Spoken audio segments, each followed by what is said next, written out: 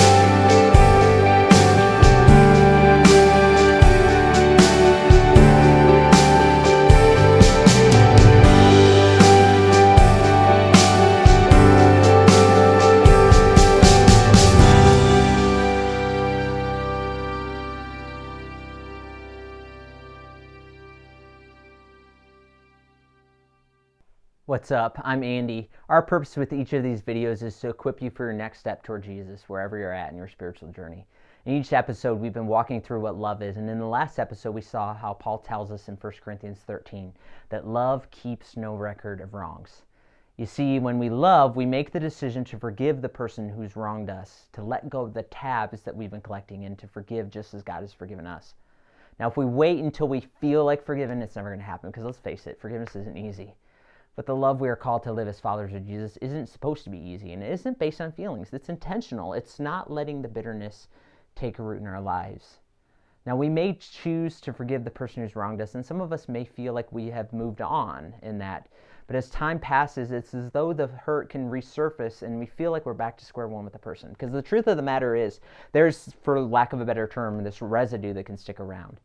That if it isn't eliminated, the bitterness begins to grow again. So Paul tells us not only that love keeps no record of wrongs, but then he says, love does not delight in evil, but rejoices with the truth. The Message paraphrase words this another way, saying, love doesn't revel when others grovel. Now let's be real for a moment. There is a secret delight in seeing somebody who's wronged us mess up, seeing somebody fall flat on their face or get theirs or come crawling back. There is a secret thrill of witnessing karma coming back to bite them in the you-know-what. Now, maybe you call this sweet revenge, and we're suckers for a good revenge story. You know, the stories where somebody rights the wrongs, things like The Shawshank Redemption, which I think is one of the greatest movies of all time, or maybe it's the heist in Ocean's 11, or maybe it's the work of Lindsay Lohan in Mean Girls. You know, we applaud characters like Robin Hood, the Green Arrow, Deadpool, John Wick. We love seeing bad people get what they deserve. Now, one of my favorite stories is The Count of Monte Cristo, and in this story, Edmond Dantes is wrongfully accused by his so-called best friend, and because of that, he's thrown into this dingy prison, and he's forgotten.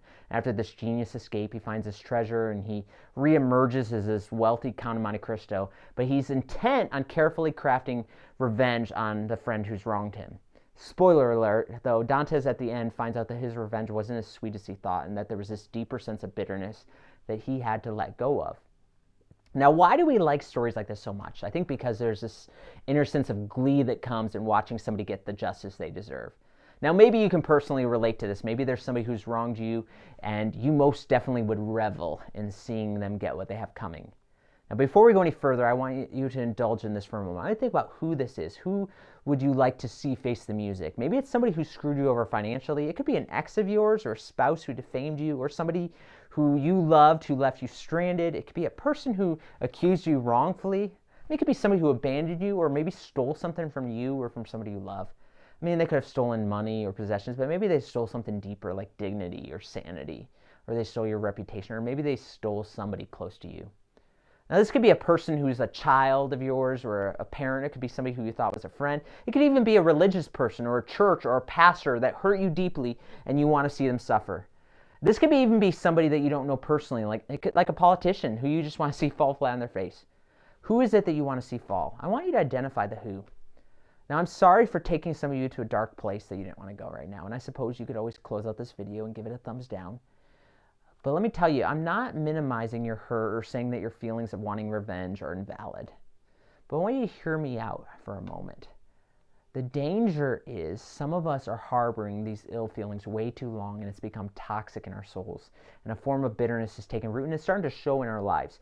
Paul tells us to get rid of all bitterness, rage and anger, brawling and slander, along with every form of malice. You see, malice takes a lot of forms like spitefulness or malevolence, which means having ill will towards somebody. I don't know if I said that right. Wanting to see them suffer.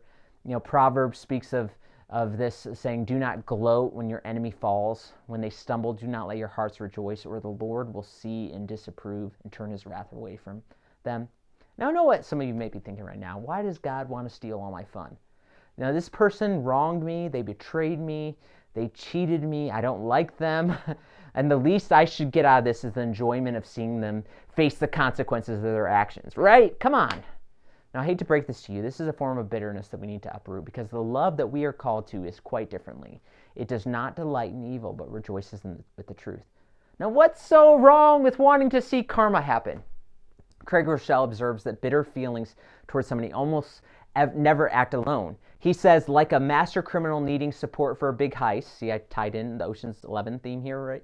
He says, bitterness never works alone.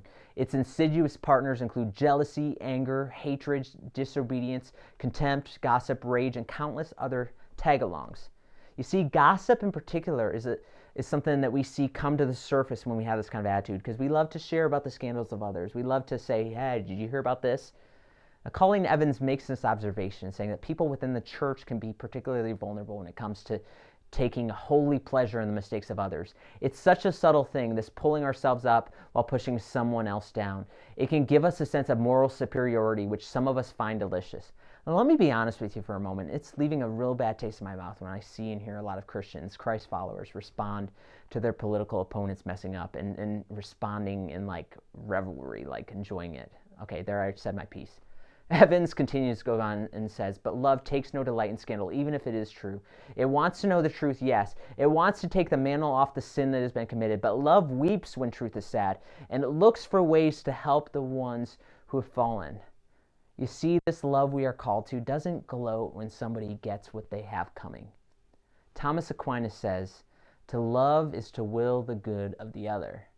This means to wish good on the one who has wronged you, to want to see good things come to that person. Okay, I know what you're thinking. Well, how do I get from here to there? From having these feelings of bitterness and ill will toward wanting good for them. You know, and I wish I could give you 3 easy steps and say, hey, you've never tried this, try this.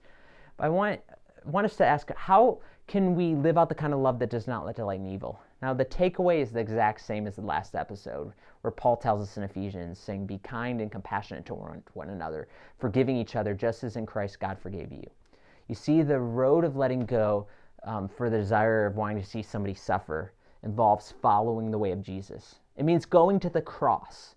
You know, when Jesus was hanging on the cross, Luke tells us that Jesus said, Father, forgive them, for they do not know what they're doing. And some of you are thinking, oh yeah, they knew exactly what they were doing. And maybe you're thinking, that person who wronged me, they knew exactly what they were doing. But notice what Jesus chose to do. Jesus chose to look through the lens of love. He saw their hurt, he saw their confusion, he saw their lack of understanding. Let me tell you, Jesus has forgiven you and me as well. And he looks at us. He looks at those times that we pushed him off to the side, the times that we flat out chose our own way of doing things, the times that we gave up on him, and he still comes to us with open arms. The fact is, until you've experienced the incredible forgiveness of Jesus, you won't be able to extend this kind of forgiveness and let go of the ill will. Would you pray with me? God, we bring to you those who've wronged us, those who have hurt us, or those we love. And honestly, in our humanness, we would love to see them stumble. We would love to see them grovel. And we would love to tell others about it when it happens. But you call us to live out a different kind of love. And this doesn't sound easy, so we ask that you would cause us to lean into the love and forgiveness and grace that you have shown us. Lead us to the cross where you hung and said, Father, forgive them, for they do not know what they're doing. Help us to have this very same mindset as Jesus. Guide each one of us as we take the next step toward him this week. Now, I know I've talked about this forgiveness that Jesus has offered us on the cross, and maybe you feel like you don't deserve God's forgiveness.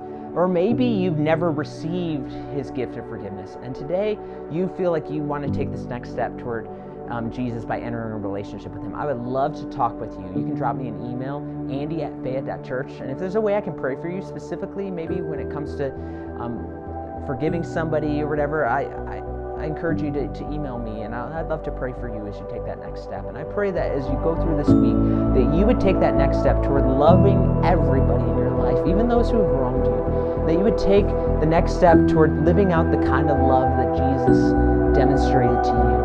And that you would take that next step.